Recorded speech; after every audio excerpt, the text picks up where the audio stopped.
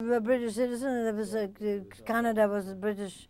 That's why we could come to Canada and didn't go to the States. But there was another reason why we didn't go to the States. We didn't like the States, particularly, for many reasons. But one of them was also we had a son, and we thought in Canada there's no conscription. And if there's ever a war, and promptly there was, of course, the Vietnam War, one of our sons will have to go. We weren't going to do this. We came to Montreal for reasons that were quite, we could have just as easily gone to Toronto, but I don't know whether you know, but I think you probably do know, when you know the Sabloffs, and you know that Ernie's wife was a Becker daughter, and Lotte Becker is a second cousin of David's. That's how we know this family, and that's how we got here. That's why we decided to go to Montreal. Not that this has made any difference in our lives.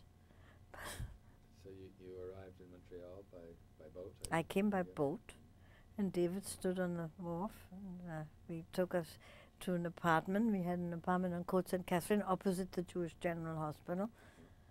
And the first thing that happened to me, nobody spoke to me in the house. It was a totally, you see, you go the circle around.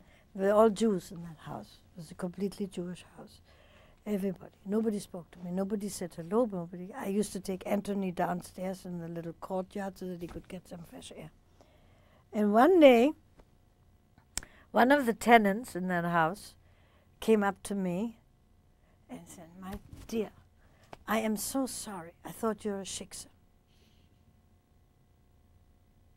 So I said, "Don't you ever speak to me again. Never when you speak to me again. I won't have this." And then Anthony once broke a bottle, a milk bottle, in somebody else's house. There was one other couple in that house who wasn't Jewish. And I was coming down to clean it up. And said, "Why do you bother? These are goyim, don't clean that up."